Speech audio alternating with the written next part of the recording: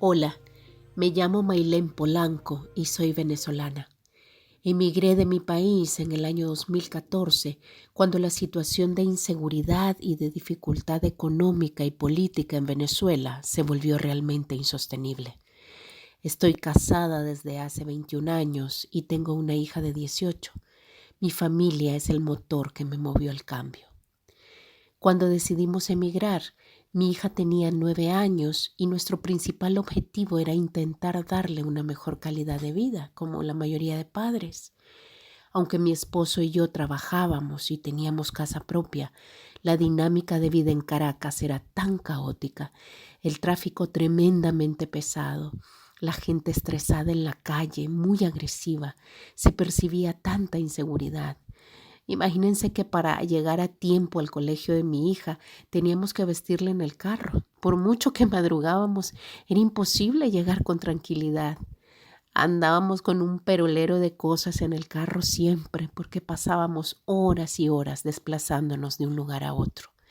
En la noche acabábamos tan agotados y al día siguiente volver a empezar. Y veíamos que todo aquello no valía la pena. No conseguíamos objetivos. Pensábamos que la vida podía ser otra cosa y no eso a lo que estábamos sometidos. La hermana de mi esposo vivía en Chicago y habíamos estado de visita alguna vez, pero como sabemos, no es lo mismo estar de turista en una ciudad a empezar ahí la vida desde cero. Aún así, lo vimos como una oportunidad para mejorar como familia.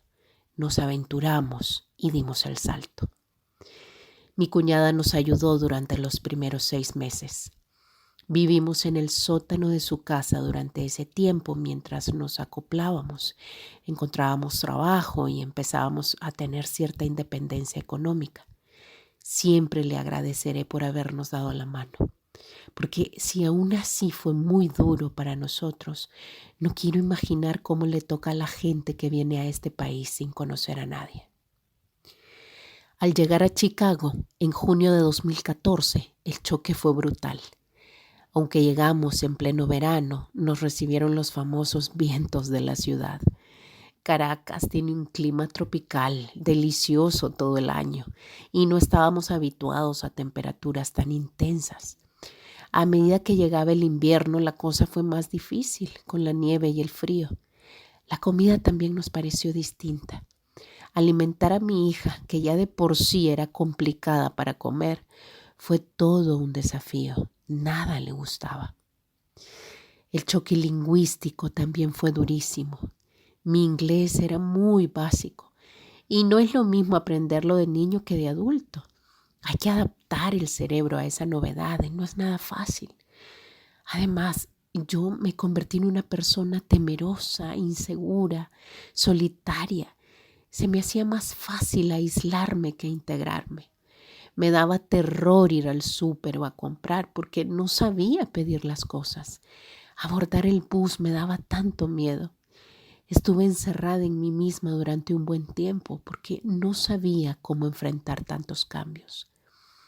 Yo había sido siempre una profesional de la contabilidad y las finanzas en mi país, pero de repente me convertí en una persona tremendamente miedosa e insegura. No parecía yo. El problema de aislarte es que empiezas a experimentar emociones muy negativas. Te sientes frustrada, vulnerable, sientes que estás en situación de peligro, pero no sabes cómo salir adelante. Tu vida se convierte en una angustia total. ¿Y si me pierdo, cómo regreso? Eso era lo que pensaba constantemente. Mi autoestima bajó muchísimo. Dejé de ser esa mujer capaz de comerse al mundo. Yo siempre fui muy activa, trabajo desde jovencita. Esa es la educación que siempre recibí. En Venezuela, las mamás le enseñan a sus hijos, en especial a las niñas, a que deben valerse por sí mismas para ser independientes en la vida, en no depender de nadie. Y estar de repente en otro país con tantas barreras mentales y emocionales por el temor a fallar, a hacerlo mal, porque no estás acostumbrada a fallarte a ti misma. Eso fue duro para mí. Algo bueno de esa etapa de aislamiento es que me refugié en la lectura. En un año leí como 18 libros. Me encanta la ciencia ficción, donde los protagonistas tienen superpoderes y también me gusta pensar que puede existir un mundo diferente. Tener una hija te condiciona para salir de esa caparazón, porque yo tenía que acompañarla a la escuela. En este país es un deber escolarizarlos. Ella también empezó a vivir los cambios, pero su actitud fue diferente. Recién llegados, me contó que un día su maestra los había llevado a la biblioteca y les había dicho a todos que eligieran un libro. A ella le dijo que, como todavía no hablaba inglés, lo escogiera en español. Y mi niña le dijo, no, yo me lo llevo también en inglés, porque a mí me urge aprender el idioma para poder hablar con mis nuevos amiguitos. Eso fue una gran lección de vida para mí, ver su actitud. Laboralmente también fue complicada la integración. Empecé trabajando como niñera porque es lo más accesible que uno encuentra cuando no sabe el idioma. Recuerdo que aunque estaba agradecida con el trabajo, yo me sentía mal conmigo misma. Me sentía como pequeña, como que había bajado de nivel en todo sentido. Y no es una cuestión de ego, de orgullo, no quiero que se malentienda. Es una cosa que te duele de verdad, porque sientes que de alguna manera estás traicionando tu propia esencia, todo eso que te enseñaron de niña. Es algo muy complicado de entender. Es una situación de no es esto lo que quiero, pero no lo puedo dejar. Para entonces mi esposo no tenía trabajo y la única que aportaba en casa era yo. Entonces comprendí la lección más fundamental de las personas que emigramos. Cuando estás fuera de tu país, no se trata de hacer lo que tú quieres hacer. Se trata de hacer lo que te toca hacer, porque aquí el que no trabaja no come. Para mi esposo fue todavía más difícil. Se deprimía más que yo. Le tocó trabajar como ayudante de bartender, de vigilante, en una fábrica. Además, al mudarnos, al irnos a vivir solos, te das cuenta que un solo trabajo no te alcanza, que tienes que conseguir un segundo empleo para cubrir tus gastos. Paralelo a eso, nos metimos a una escuela de inglés para poder aprender. Y ahí conocí a otras personas. Comencé a mezclarme, a soltarme poquito a poco.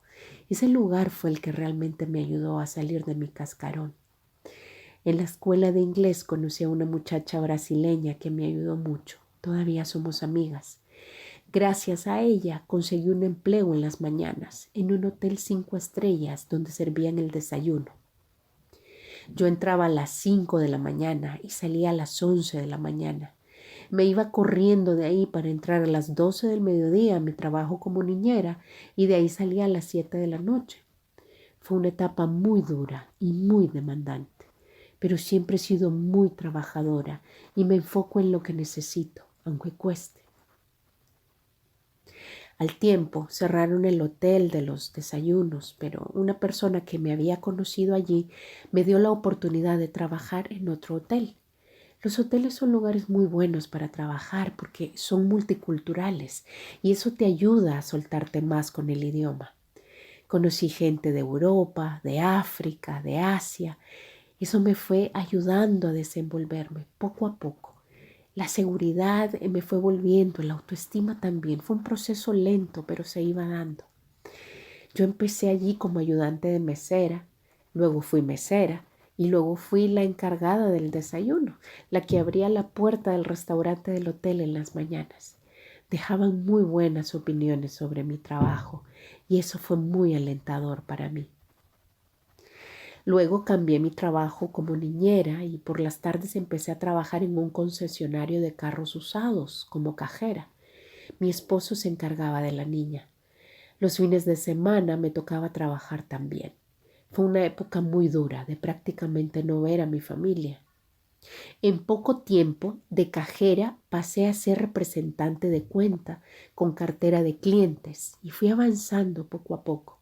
Empecé a ir al gimnasio en mis tiempos libres, que eran bien poquitos, pero eso me ayudaba también a mantenerme fuerte y activa.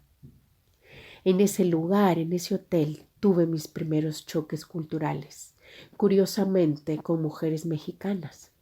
El venezolano en general es extrovertido, afectuoso, tocón, besucón, y eso no a todas las culturas les parece correcto. Y algunas de estas mujeres malinterpretaban mi actitud abierta. A mí me parecían naturales, pero eso a ellas no y les causaba mucha tensión. Pero bueno, a uno le toca aprender a lidiar con eso. Lo verdaderamente duro llegó con la pandemia. Perdí mis 2 trabajos. Había una ayuda económica del Estado, pero no era suficiente para cubrir nuestros gastos. Y entonces te enfrentas a esa situación de incertidumbre y de ansiedad, de no tener nada que hacer.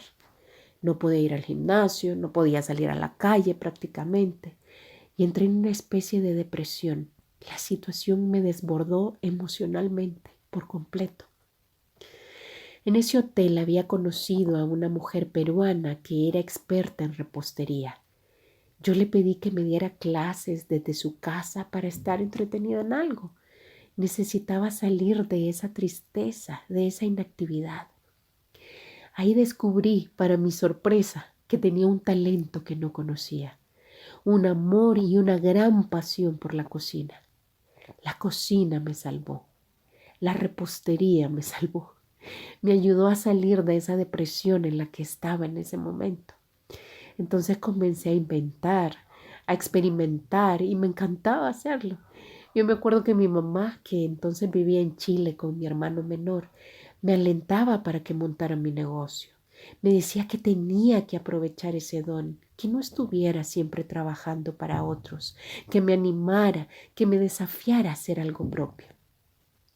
Al poco tiempo, al esposo de mi cuñada le salió la oportunidad de trabajar en Washington, D.C. Para nosotros era importante mantener a la familia unida, que mi hija estuviera cerca de sus 2 primas y mi esposo quería seguir cerca de su hermana. Eso nos hizo plantearnos el mudarnos nuevamente y entonces decidimos irnos también a Washington, D.C., concretamente a Virginia, en el año 2021. Ese cambio, créanme, fue todavía más duro que cuando llegamos de Venezuela a Chicago. Tuvimos que empezar de cero otra vez. Esta vez le pegó duro a mi hija porque era adolescente, estaba en una etapa muy difícil y se tuvo que separar de sus amiguitas de Chicago. Al llegar, conseguí un trabajo en una escuela privada de Virginia. La directora era asiática y me dijo que no importaba que yo no hablara bien el inglés. Luego entendí que eso le favorecía bastante porque la verdad resultó ser una señora bien explotadora. Entré supuestamente como asistente administrativa, pero en realidad terminé siendo maestra de español de niños de 4 a 5 años. A mí me encantaba el trabajo. Los niños eran bien especiales conmigo. Se acostumbraron a mi manera cariñosa de ser y todos los días me daban abrazos. Pero definitivamente no era el lugar para mí. Imagínense, esta señora en plena pandemia, con todas las medidas sanitarias que había que tener, no tenía ni siquiera una empresa, una agente contratada para que le llegara a limpiar correctamente la escuela, de manera profesional, que era como se requería, y más en un espacio donde habían niños. Un día el director me dice que la señora mandaba a que yo limpiara los baños de arriba, que eran los que usaban los niños de 10 a 11 años. Aquellos baños eran horribles.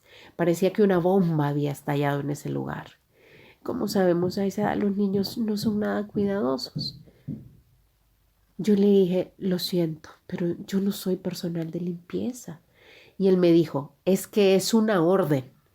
Y le dije, pues lo siento mucho, pero yo no lo voy a hacer. Así fuese una orden de esta señora. Limpiar baños siempre fue un trauma para mí. No quiero sonar prepotente o malagradecida porque sé que mucha gente tiene que hacerlo al llegar a este país y no tiene nada de malo, pero para mí era como una línea roja que sentía que no debía pasar y me negué por completo. Al día siguiente yo llegué a trabajar, totalmente segura de que me iban a despedir por no acatar la orden.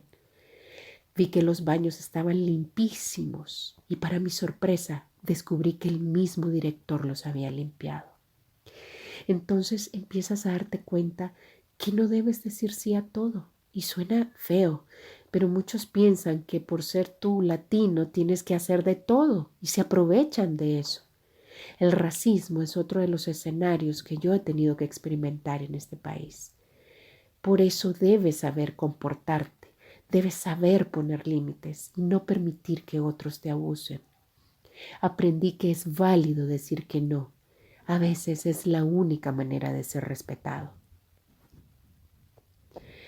Comencé entonces a buscar otro empleo y salió la oportunidad de trabajar en una entidad sin fines de lucro que brinda servicios legales para mujeres inmigrantes víctimas de abuso o algún crimen violento en Estados Unidos. La organización se llama Mil Mujeres Legal Services. Cuando empecé a leer la historia y la misión de la organización, sentí que era el lugar donde quería estar. Para mí es muy importante sentirme identificada y conectada con lo que estoy haciendo. Estaban buscando personal administrativo que hablara en español. Apliqué y me hicieron 2 entrevistas en español y eso me permitió desenvolverme perfectamente. Solo hubo una pequeña parte de entrevista en inglés, pero todo salió muy bien.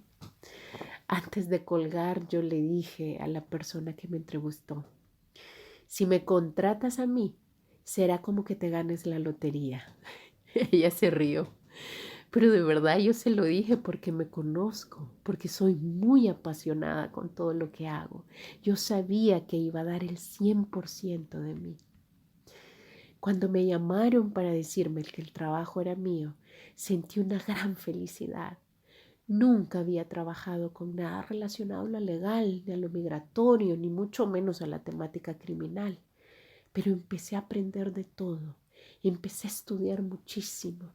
Empecé a ir a consulados, a dar charlas sobre derechos migratorios, sobre el tipo de visado que se da a las personas que son víctimas de crímenes violentos o violencia doméstica también, a comentar todos los supuestos en los que la ley las califica y las ampara para darles un visado.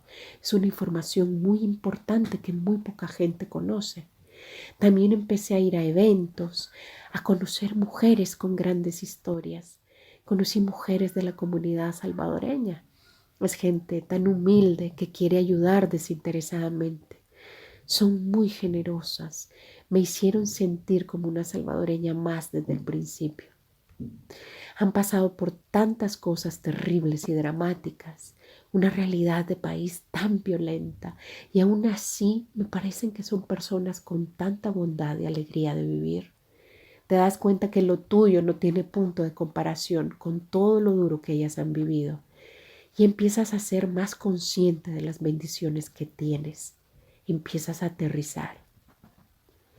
Mi mamá murió de un cáncer fulminante en noviembre de 2021, en plena pandemia. Tengo 9 años de no ver a mi hermano, él sigue en Chile. Mi mamá quería que viviéramos juntos. Y yo ya tenía para entonces mi green card y podía viajar. No sabía que por ser venezolana necesitaba visa para entrar a Chile. El mismo éxodo venezolano ha hecho que muchos países nos pongan requisitos para entrar en estos últimos años. Al llegar a Chile, me trataron como una delincuente.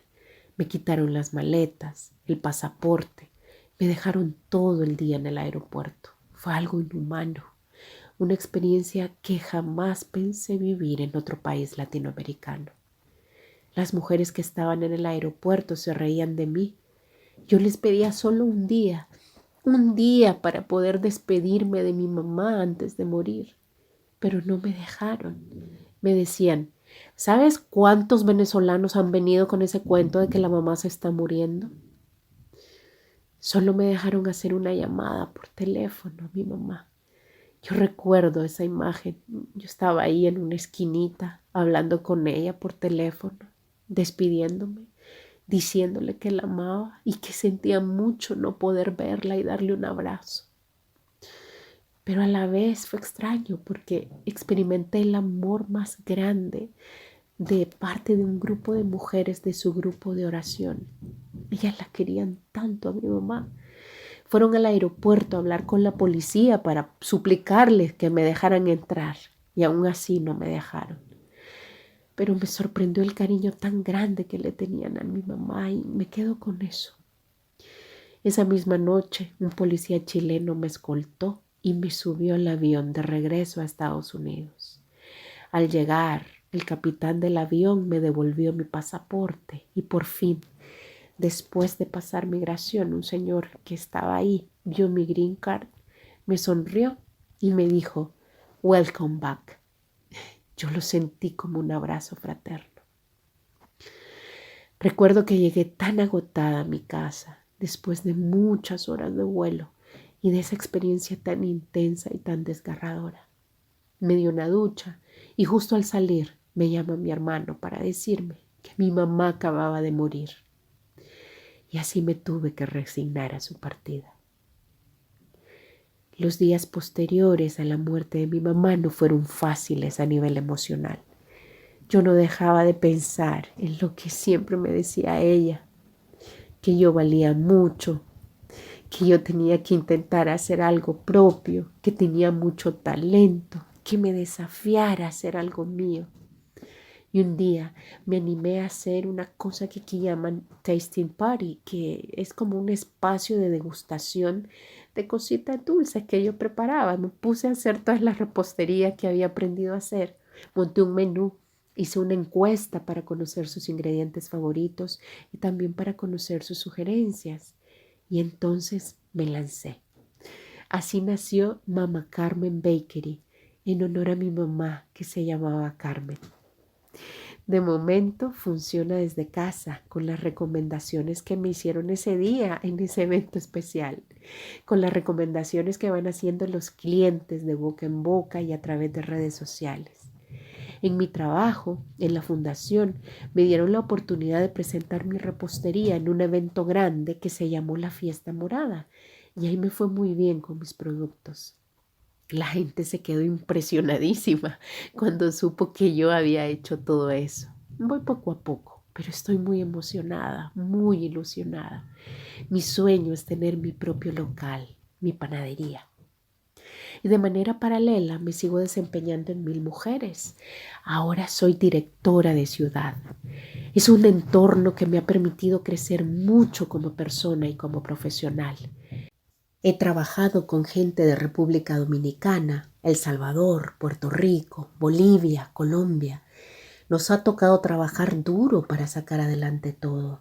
Quedamos solo 4 personas después de pandemia por el impacto negativo que generó. La organización está creciendo bastante aún así. Trabajamos de la mano de la policía de la localidad en una campaña de acercamiento con la comunidad. Hicimos nuestra primera feria comunitaria junto a Empresarias Latinas en Acción, un increíble grupo de emprendedoras hispanas, encabezadas por la salvadoreña Carol Guzmán. Después de todos estos años de proceso migratorio, he aprendido que hay que tener mucha paciencia y nunca hay que darse por vencido.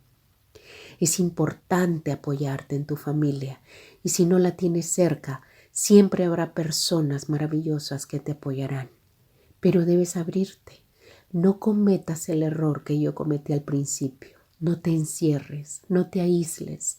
Al contrario, ese miedo inicial tiene que impulsarte a hacer cosas que ni siquiera sabías que eras capaz de hacer.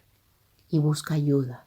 Siempre busca ayuda, sobre todo con entidades conocidas para no caer en estafas o mentiras, porque eso existe también aquí.